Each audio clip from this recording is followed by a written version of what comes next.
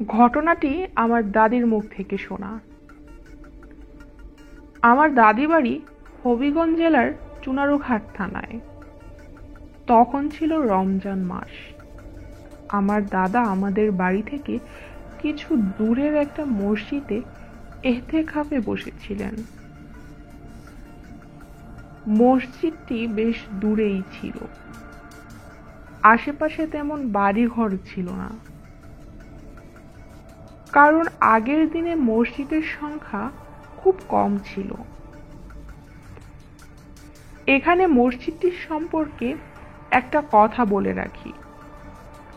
মসজিদটি ছিল অনেক পুরনো। এটা কখন কবে তৈরি হয়েছে এটা সম্পর্কে কেউ জানে না। ধারণা করা হয় হযরত শাহজালাল যখন সিলেট পরগনায় আসছিলেন তখন এখানে কিছুক্ষণ বিশ্রাম নিয়েছিলেন।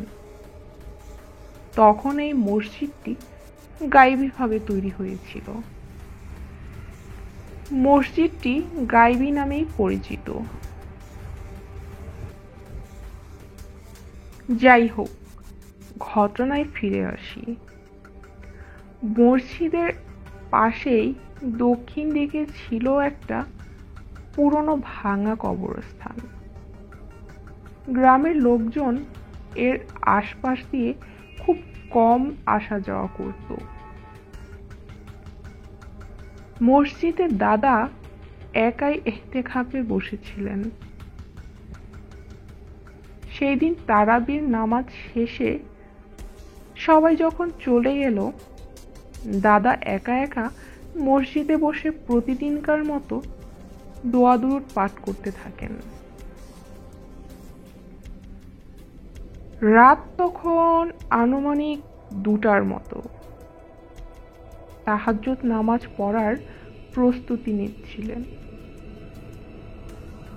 হঠাৎ করেই দক্ষিণ দিক থেকে একটা ধমকা বাতাস এসে জানালার পালটা খুলে দিল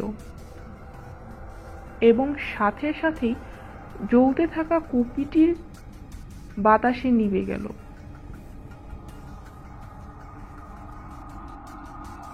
যখন দাদা জানালাটি লাগাতে গেলেন তখন মসজিদের পাশের পুরনো কবরস্থানটির দিকে চোখ পড়ল। তিনি চাঁদের আলোতে পরিষ্কার দেখতে পেলেন কবরস্থানে নতুন একটি কবর খোঁড়া হয়েছে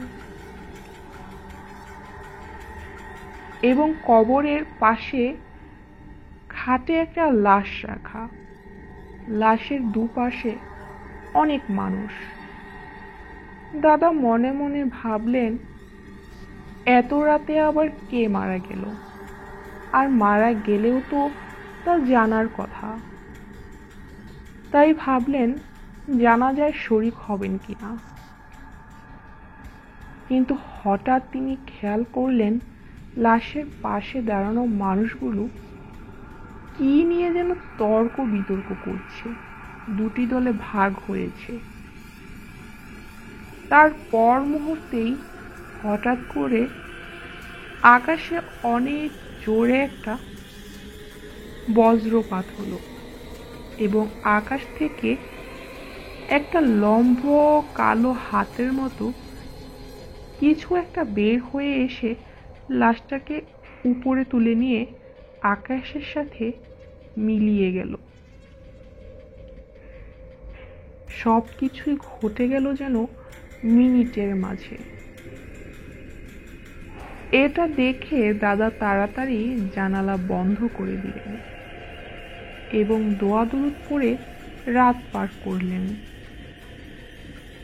পরের দিন সকালে তিনি কবরস্থানে যেখানে ঘটনাটি ঘটেছিল সেখানে গেলেন।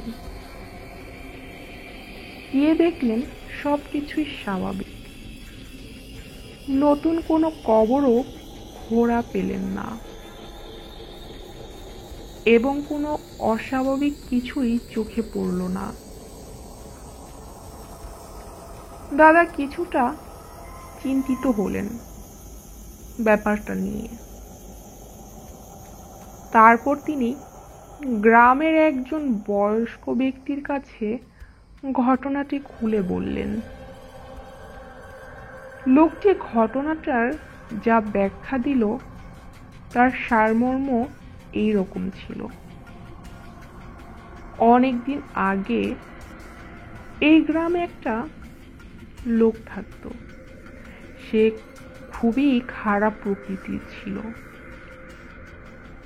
নামাজ রোজা কিছুই করত না, বিভিন্ন খারাপ কাজে লিপ্ত থাকত সব সময়। একদিন লোকটি মারা গেল। তখন গ্রামের কিছু লোক তার জানাজায় কবর দেওয়ার ব্যবস্থা করতে গেল। গ্রামের আরেকটা দল লোকটাকে এই গ্রামে জানাজা ও কবর দিতে নিষেধ করল। তাদের মতে লোকটা যেহেতু নামাজ রোজা কিছুই পড়তো না, তাই তার ইসলামী মতে জানাজা ও কবর দেওয়া যাবে না। কিন্তু অন্য দল বলল, লোকটা যেহেতু মুসলিম সেহেতু তার জানাজা ও কবর দেওয়া যাবে। এই নিয়ে দুই দলের মাঝে প্রচণ্ড তর্ক বিতর্ক শুরু হয়। এক পর্যায়ে মারামারির দিকে যেতে থাকে। তখনই হঠাৎ প্রচণ্ড জোরে বজ্রপাত শুরু হয়। আকাশ কালো হয়ে আসে, চারদিক কালো হয়ে যায়। হঠাৎ বিদ্যুৎ চমকানোর সাথে আসমান থেকে একটা কালো মতো হাত এসে লোকটার লাশটাকে উপরে তুলে নিয়ে যায়। এই ঘটনার পর লোকজন প্রচণ্ড ভয় পেয়ে সেখান থেকে চলে আসে, সাথে সাথেই স্থান ত্যাগ করে। কিন্তু এই ঘটনা অনেকদিন আগের।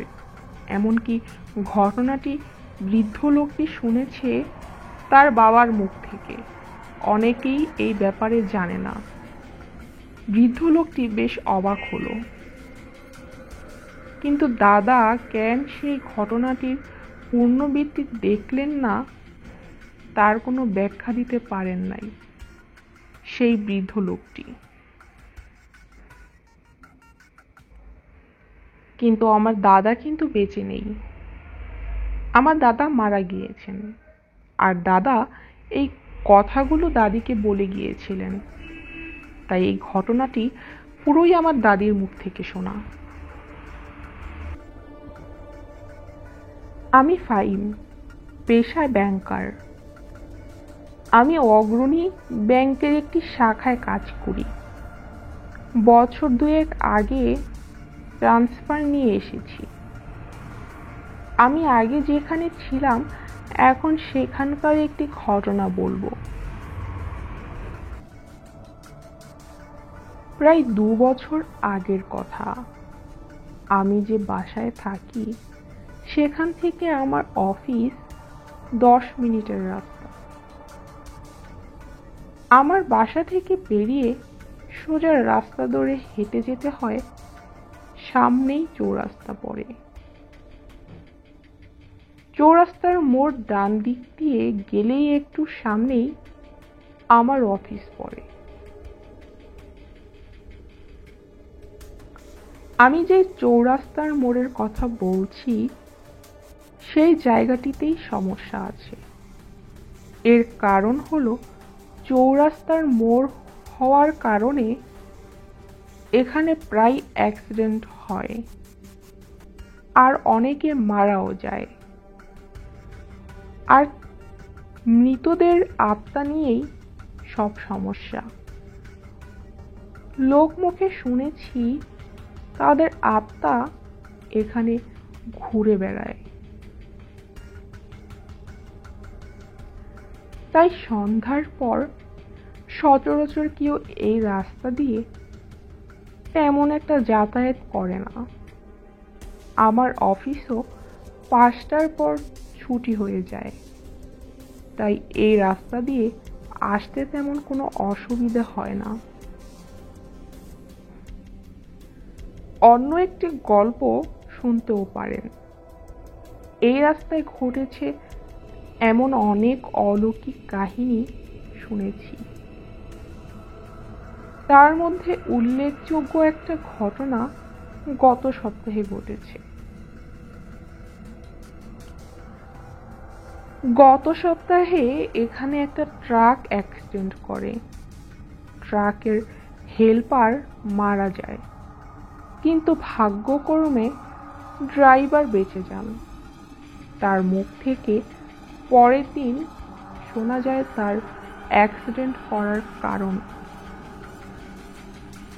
কারণ হলো একটা বাচ্চা, সে রাত প্রায় 9টার দিকে সে ট্রাক নিয়ে যাচ্ছে। চৌরাস্তার কাছে এসে দেখে একটা বাচ্চা রাস্তার মাঝে দাঁড়িয়ে আছে। তার চোখ দিয়ে ধাউ ধাউ করে আগুন জ্বলছে। ড্রাইভার ভয়ে ট্রাক থামানোর পর বাচ্চাটা উচ্চ হাসি সে শুনতে পায়। তার হেল্পার বলে, ওস্তাদ উপর দিয়ে চালিয়ে দেন। হেল্পারের কথা শুনে চালাতে গিয়ে কি যেন হয়ে গেল, আর সে ভেবেই পায়নি। হঠাৎ করে সব উলটপালট হয়ে যায় আর তার ট্রাক উল্টে পড়ে যায়। এরকম আরো অনেক ঘটনা এখানে ঘটেছে। আমি এসবকে এতটা বেশি গুরুত্ব দিইনি, কারণ সন্ধ্যার পরে আমার এই রাস্তা দিয়ে চলাচলের তেমন কোনো প্রয়োজন হয় না। কিন্তু তারপরেও আমার সাথে এই রাস্তা দিয়ে একটা ঘটনা ঘটেছে। আজকে সেই ঘটনাটি আপনাদের সামনে তুলে ধরছি। সেদিন ছিল সোমবার।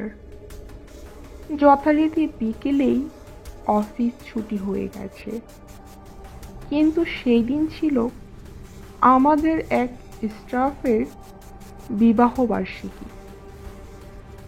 তো ওর বাড়িতে সন্ধ্যায় পার্টি ছিল, তাই অফিস থেকে বাড়িতে না এসে সবাই চলে গেলাম ওর বাসায়। ওর বাসাটা যেতেই ওই চৌরাস্তাটার মোড় পেরিয়ে যেতে হয়। তখন আর এইসব বিষয় তেমন কিছু মনে ছিল না, তাই আনন্দ করতে করতে চলে গেলাম। অনেকক্ষণ পার্টি এনজয় করলাম। তখন প্রায় রাত 10টা বাজে। আমি বাসায় ফিরব। বাসায় ফেরার কথা মনে হতেই মাথায় আসলো চৌরাস্তার মোড়ের কথা, কিন্তু তখন আর ভাবার কোনো সময় ছিল না। অনেকটা বাধ্য হয়ে আসতেই হতো সেই চৌরাস্তা দিয়ে, কারণ বাসায় তো আমার ফিরতেই হবে। মোড়ের অনেক কাছাকাছি চলে এসেছি। হঠাৎ প্রচণ্ড জোরে এক কুকুর ডেকে উঠল। বুকের ভিতরটা ধক করে উঠেছিল। সাহস করে এক মনে অন্য কোনো দিকে লক্ষ্য না করে সোজা হেঁটে চলছি। মোড়ে পৌঁছে গেছি। এবার হাতের ডান দিকের রাস্তা দিয়ে যেতে হবে। আমি ডান দিকে ঘুরব, এমন সময় এক বুড়িকে দেখতে পেলাম আমার সামনে। সে আমাকে বলল, বাবা ফাহিম, তোর বাসা তো এদিকে নয়, তোর বাসা তো বাম দিক দিয়ে যেতে হয়। আমি অনেকটা অবাক হয়ে গেলাম, কিন্তু সবকিছু আমার এখনো মনে আছে। যদিও অবাক হলে কারো কিছু মনে থাকে না। আমি বুড়ির কথায় একমত হয়ে গেলাম। আমার মনে হলো বুড়ি ঠিক বলেছে। তখন আমি বাম দিকে চলে গেলাম। আবার বুড়ি আমাকে বলছে, ফাহিম, না, এদিকে না, পাশের রাস্তা দিয়ে তোর বাড়ি।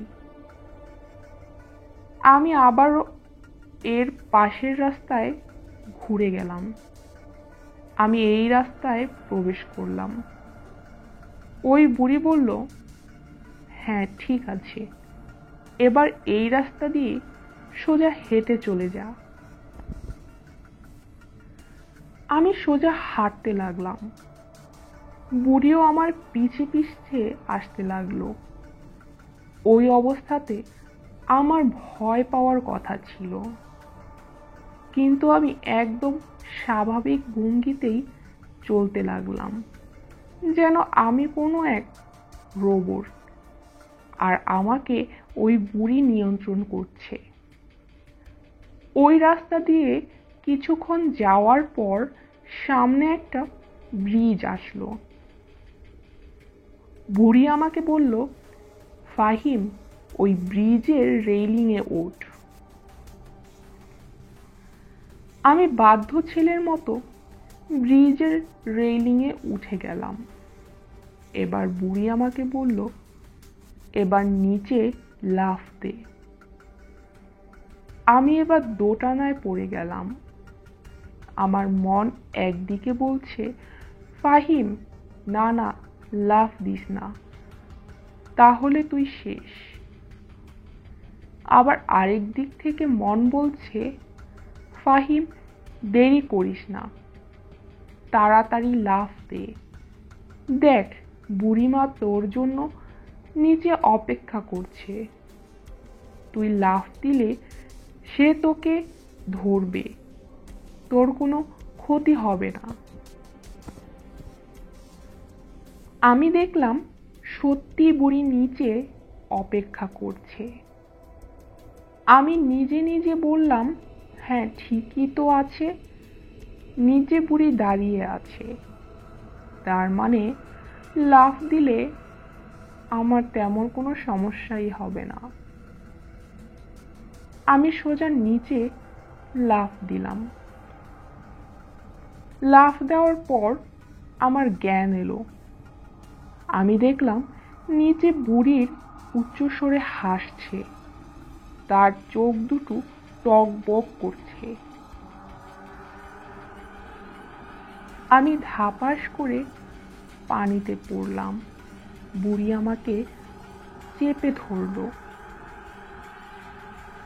আমি প্রাণপণে বাঁচার জন্য চেষ্টা করতে লাগলাম।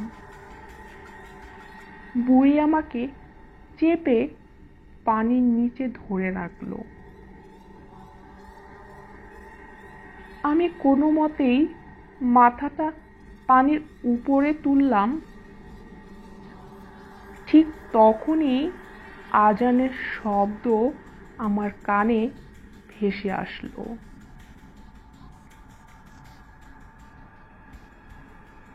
বুড়ি আমাকে ছেড়ে দিয়ে চিৎকার করে চলে গেল।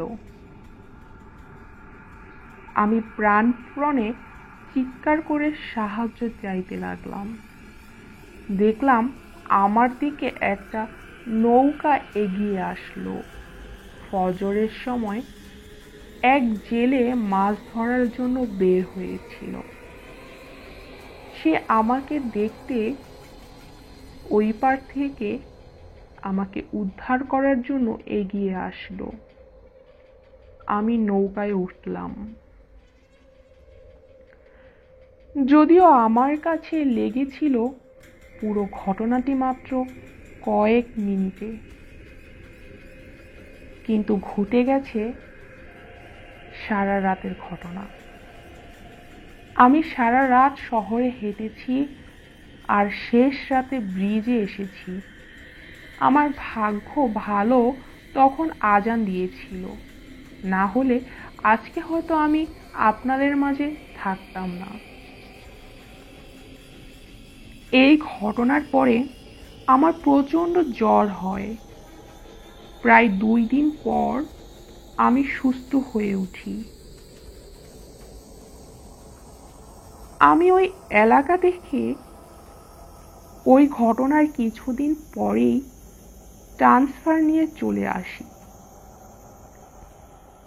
এই ছিল আমার চৌরাস্তার মোড়ের ভয়ঙ্কর অভিজ্ঞতা আমার নিজের সাথে। আর এই ঘটনাটি আমার সব সময় স্মরণ থাকবে এবং এখনো চৌরাস্তার মোড়ে আমার অনেক ভয় লাগে। তাই আমি যত সম্ভব চৌরাস্তার মোড় না দিয়ে সোজা রাস্তা দিয়ে যাই।